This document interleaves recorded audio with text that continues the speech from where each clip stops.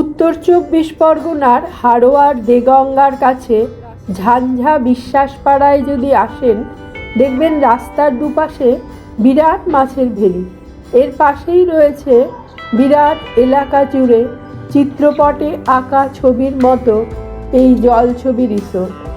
কলকাতা থেকে মাত্র ২ ঘন্টায় যেখানে পৌঁছে যাওয়া যায়। রয়েছে এখানে বোটিং, ফিশিং আর জাকুজির ব্যবস্থা। আমরা কিভাবে এবার এখানে এলাম এবং এখানে থাকা খাওয়ার ব্যবস্থাই বা কেমন, সবটাই আজ এই ভিডিওতে জানাবো, তাই শেষ পর্যন্ত সঙ্গে থাকবেন। ট্রেনে করে এখানে আসতে চাইলে শিয়ালদহ থেকে হাসনাবাদ লোকাল ধরতে হবে। নামতে হবে হাড়োয়া রোড স্টেশনে। সেখান থেকে অটো বা টোটো করে রিসর্টে পৌঁছে যাওয়া যায়। আমাদের মতো উত্তর কলকাতা থেকে যদি গাড়ি নিয়ে আসেন, তাহলে বারাসাতে চাপাডালির মোড় থেকে ধরতে হবে টাকি বসিরহাট রোড। সেখান থেকে টাকি রোড ধরে বেলিয়াঘাটা ব্রিজ পেরিয়ে কিছু দূর এগিয়ে ডান দিকে পাবেন দেগঙ্গা বাজার এলাকা। দেগঙ্গা থেকে গুগলের নির্দেশ মতো পথেই আমরা চলতে শুরু করেছিলাম। রাস্তা খুবই সরু, মাঝে মাঝে একটু আধটু ভাঙাচোরা ছিল, আর কিন্তু এই পথটা গিয়েছে একেবারে গ্রামের মধ্য দিয়ে। রাস্তার দুধারে প্রচুর গাছপালা। এই পথে যেতে প্রথমে পড়ল ভাসরিয়া রেল স্টেশন, এরপর এলো গোসাইপুর বাজার এলাকা। এই গোসাইপুর বাজার এলাকা পেরিয়ে কিছু দূর গিয়েই আমরা পড়লাম হাড়োয়া রোডে।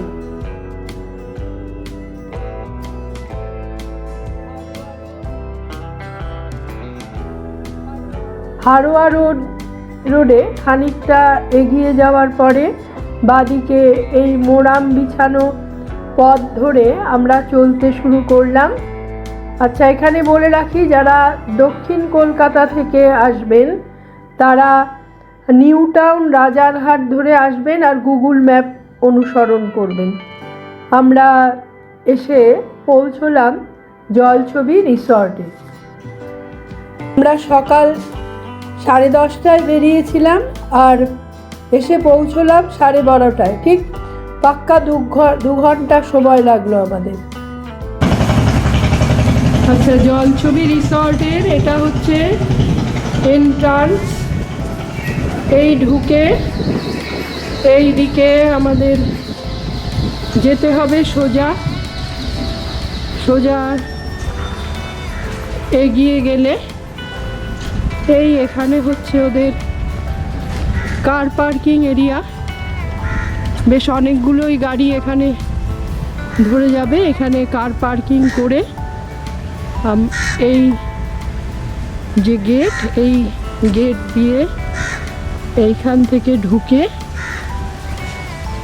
এই খুব সুন্দর চারিদিক ওদের ব্যাটারি গাড়ি রয়েছে। যদি কেউ হুইল চেয়ার করে আসে, হুইল চেয়ারের বন্দোবস্ত রয়েছে।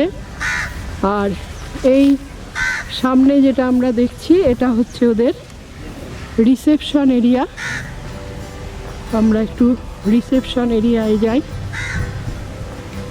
এই হচ্ছে রিসেপশন ওদের।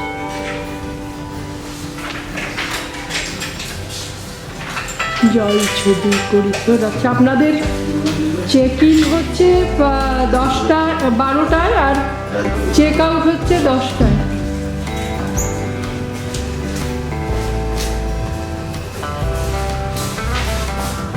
এই ওদের রিসেপশন এরিয়াটা খুব সুন্দর করে সাজানো গোছানো রিসেপশন এরিয়া।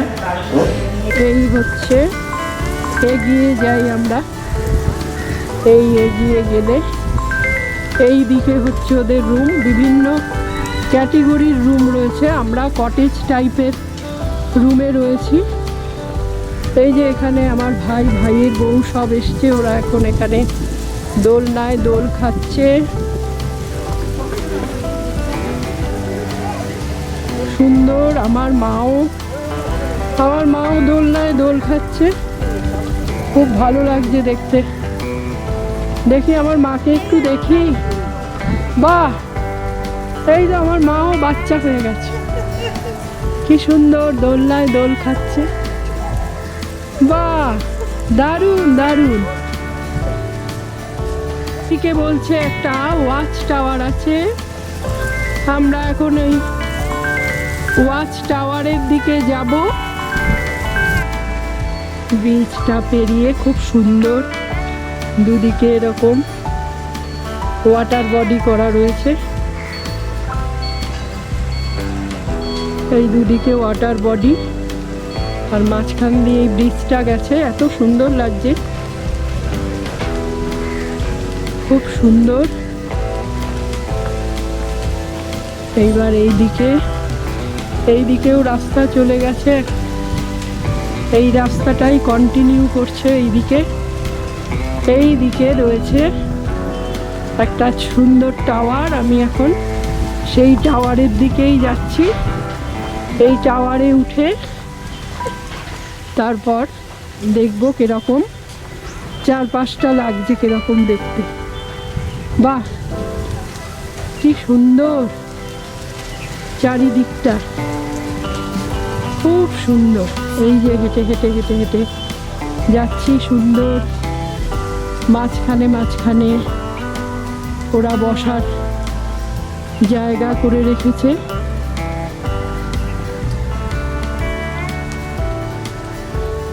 এই দিক দিয়ে যাওয়া,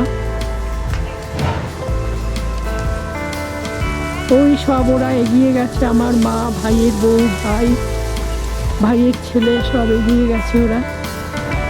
আমিও যাচ্ছি ওই দিকে, এত ভালো লাগছে, খুব সুন্দর। ওমা, কি সুন্দর সব প্রজাপতি উড়ে বেড়াচ্ছে। এখানে একটা ওয়াচ টাওয়ার রয়েছে, এই ওয়াচ টাওয়ার থেকে আমরা দেখে নেব চারপাশের দৃশ্যটা কেমন দেখাচ্ছে। সেইটা দেখতেই এখন সবাই যাচ্ছি আমরা ওপরে গিয়ে আবার আমরা ছবি তুলবো। এখানে আর তুলতে পারবো না, অনেক উঁচু। আমরা এখন ওয়াচ টাওয়ার থেকে ছবি তুলছি, দারুণ দারুণ লাগছে, শোষো করে হাওয়া বইছে চারিদিকে।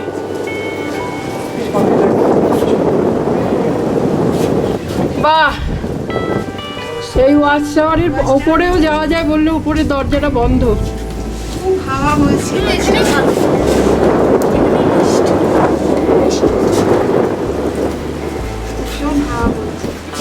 খুব হাওয়া দিচ্ছে চারিদিকটা, এরকম খুব ভালো লাগছে দেখতে। এখানে জাকুজি করতে চাইলে জাকুজি করার ব্যবস্থাও রয়েছে, খুব সুন্দর। এই দিক দিয়ে আমরা বেরিয়ে এলাম টাওয়ার থেকে। জায়গাটা দেখে নিশ্চয়ই আপনাদের ভালো লাগছে, আর মনে মনে ভাবছেন যে এখানে থাকার কী ধরনের ব্যবস্থা রয়েছে। এবারে বলি, এখানে থাকার জন্য 3 রকমের ক্যাটাগরির অ্যাকোমোডেশন রয়েছে।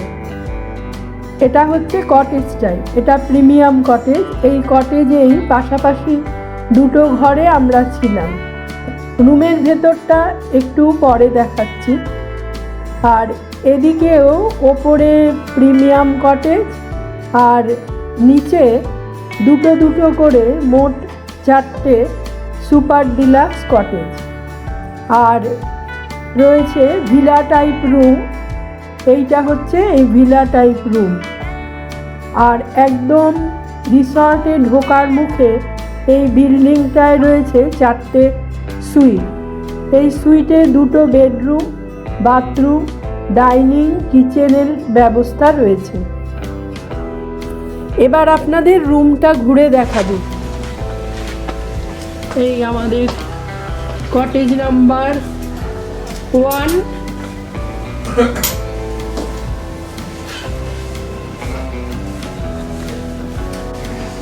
এই আমাদের রুমটা ডবল বেডরুম, দুদিকে 2টো সাইড টেবিল আছে, একটা সামনে বড় মিরার, আর এইদিকে সোফা সেট, আর এইদিকে ইলেকট্রিক কেটল, আর রয়েছে টিভি, টি কফি মেকারের সঙ্গে টি কফির সরঞ্জামও রয়েছে। ঘরটা যে খুব বড় তা নয়, মোটামুটি সাইজ। আর সব থেকে ভালো হচ্ছে ঘরের পর্দা সরালেই এই সুন্দর ওয়াটার বডিটা দেখা যাচ্ছে, যেটা খুব সুন্দর লাগছে ঘর থেকে দেখতে। রুমে মিনি ফ্রিজেরও ব্যবস্থা রয়েছে। এখানকার ওয়াশরুম খুব সুন্দর, কমোডের একটা আলাদা জায়গা, আর স্নানের জন্য একটা ডেডিকেটেড আলাদা জায়গা রয়েছে স্নান করার জন্য। খুব সুন্দর ব্যবস্থা। আর এইদিকে রয়েছে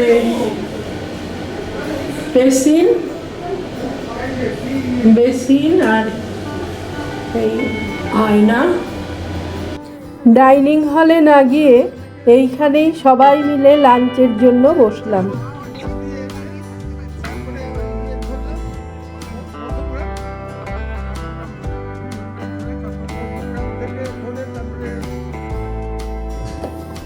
আমাদের মেনুতে ছিল ভাত, মুসুরির ডাল, ঝিরিঝিরি আলু ভাজা, মাছ ভাজা, চিকেন কষা, চিংড়ি মাছের মালাইকারি, চাটনি, পাঁপড়, মিষ্টি।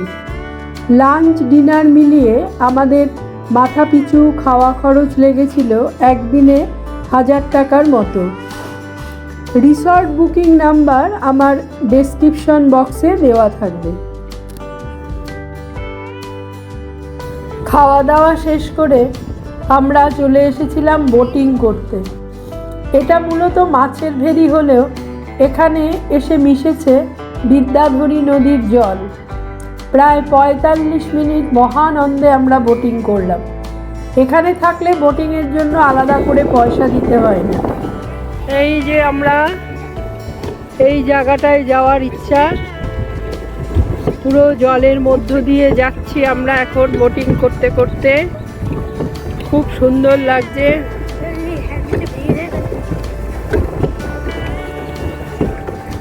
বাহ, দারুণ। বোটিং শেষে চলে এসেছিলাম মাছ ধরা দেখতে।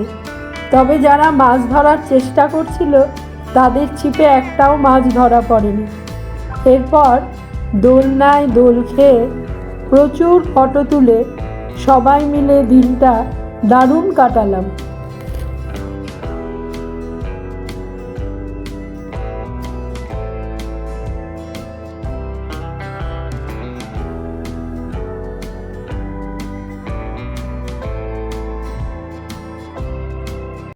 সন্ধে হয়ে আসতে সমস্ত রিসর্টটা সুন্দর আলোয় সেজে উঠল।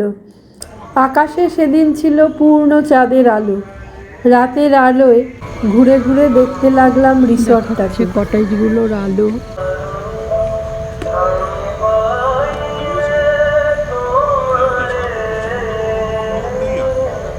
বাহ, পরদিন সকালবেলা গতকাল খেয়াল করিনি, যখন এসেছি আজকে দেখলাম কি সুন্দর করে ওরা ফুল দিয়ে এই জায়গাটাকে সাজিয়ে রেখেছে। একটা ছোট্ট ওয়াটার বডি তৈরি করে তার মধ্যে সুন্দর পদ্ম ফুল, পদ্ম পাতা দিয়ে সাজিয়ে রেখেছে। খুব সুন্দর লাগছে দেখতে এই ওদের ভোরবেলাটা।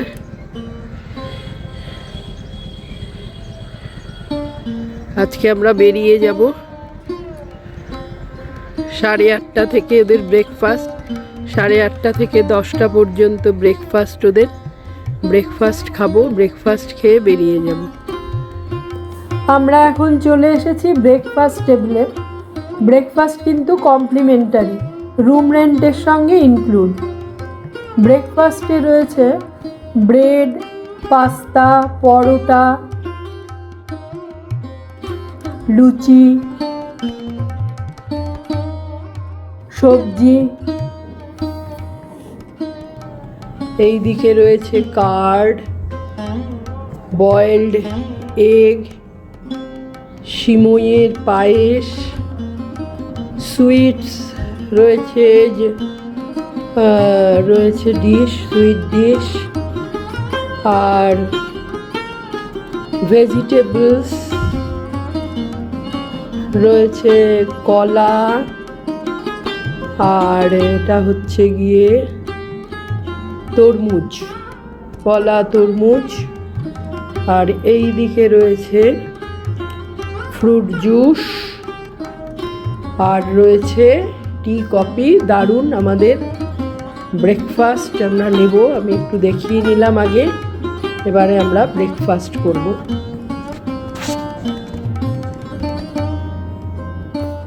একটা কথা বলতে ভুলে গেছি, যদি এখানে ড্রাইভার নিয়ে আসেন তাহলে প্রতিদিন খরচ পড়বে 1050 টাকা, সঙ্গে ব্রেকফাস্ট কিন্তু কমপ্লিমেন্টারি। এবারের মতো তাহলে গুড বাই। এরপরে আবার কোনো নতুন জায়গার সন্ধান নিয়ে আপনাদের সামনে উপস্থিত হব।